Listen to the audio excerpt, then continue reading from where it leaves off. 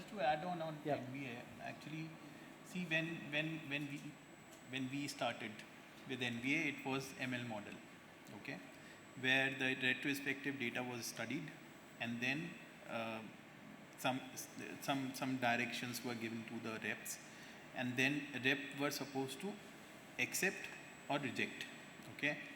Considering I work across the geographies, I've noticed uh, the best response that I've got is 70% acceptance, okay, and it's a good motivator for us to graduate the model from ML to AI, yeah, where the content is also getting generated in Jiffy, or personalized content is getting generated, but that is a it's a four-sided um, position that I anticipate at this point of time.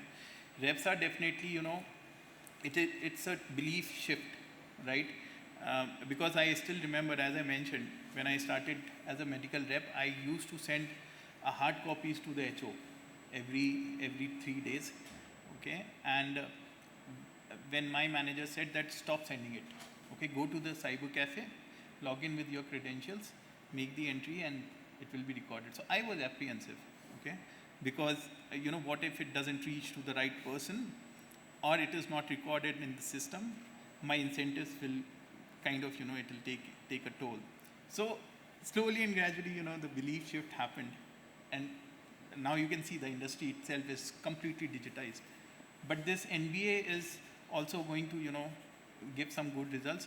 I think one important point that I want to raise is industry is thinking about NBD, okay, which is next best decision, which is, so NBA is more tactical, and NBD is more decision oriented, or when you take some strategic decisions at a corporate level.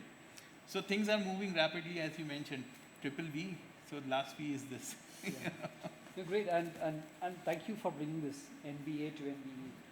One question which might have come to your mind also, audience, and it always comes to my mind also, and I'm sure you guys have some experience. So whenever we talk about AI investment, or any use case you come with, it will require some investment or something. People always ask about return on investment. So you talk about personalization, you talk about segmentation, you talked about next best action. So you do whatever you want to do. If I wear the cap of a businessman or a CEO, I'll ask, okay, what is the return on investment? I think majority of us, we struggle when we have to bring the return on investment. That, okay, how will we measure the return after deploying this AI? So any idea, any thoughts on ROI? Maybe I'll take it up. Look, it is imperative, okay, first of all.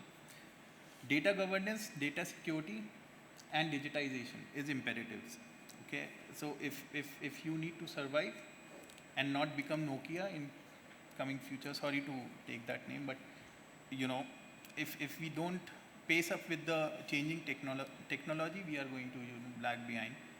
Return on investment is so, like Camelia mentioned, GTM, okay. So for the GTM approach, when I say GTM, there are three kind of go-to-market approaches.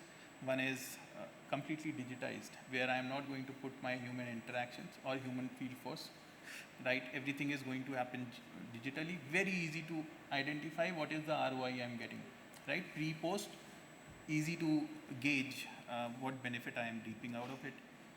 Then the second GTM model is hybrid, where you do, say for example, 80% digital touch points, and once in a blue moon give a reminder through a field force individual, right? There also you can actually calibrate how much return am I getting.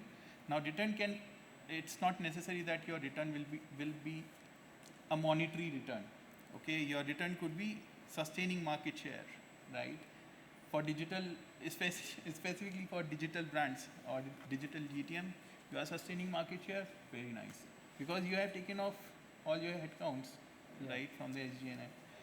So this is the preliminary way to evaluate what's the return I am going to get over a period of time. Once we have data governance in place, right? Once we ensure that the data quality is really good, one can very easily, using the AI and the ML models, one can actually build pipelines, right?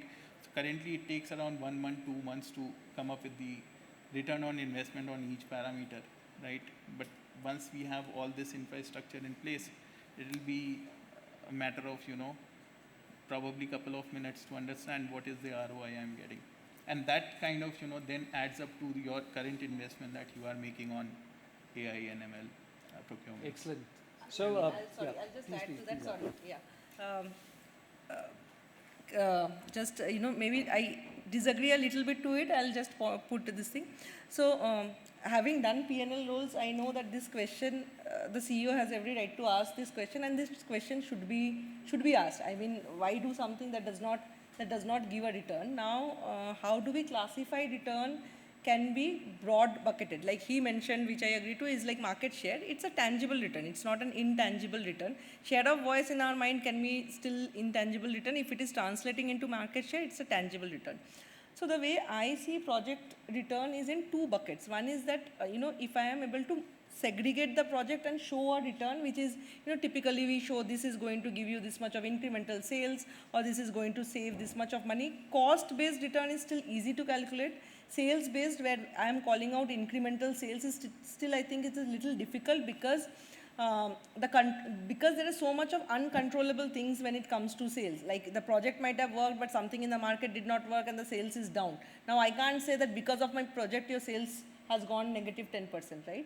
So some of the things which has worked for me in the past is trying to set up a very good control test and control environment. So this is not from a pharma example, it is from an FMCG example, but the ROI question remains the same. So we were doing something in the Bangalore market, and we wanted to pilot it into the Bangalore market, and we said that this will give X percentage increase in terms of the lines that we are selling, which is the number of SKUs that we are selling. And we said, what is a market which is very similar to a Bangalore market? So then if we say that, okay, my Chennai market almost mimics Bangalore market, I'll set up a Chennai, same parameters, how am I performing versus Bangalore. So I typically do it in twofold. One is similar kind of market, and the other is pre versus post. Because pre versus post will affect the same market, so that will affect the environment, and then there is a market difference. So that way it becomes a little easier to show that, okay, Chennai was growing at -1, it continues to grow at -1. Bangalore was at 0, now it has moved to 2. That kind of segregates between those kind of markets, so that helps to establish the cases. But that is something, but setting that up is also a process. It will differ from project to project, but we should at least try and set up test versus control environments, pre versus post, as much as possible, to show top line delta that we can kind of get from the project. It still gets shrouded over in the overall scheme of things at times, where kind of the leap of faith probably helps, that I know this is gaining. So where do you draw the line between return of a project which is a hygiene project versus which is a project which will give me delta, right? So that is where I think the leap of faith helps, and which has to be taken in most kind of sales based project.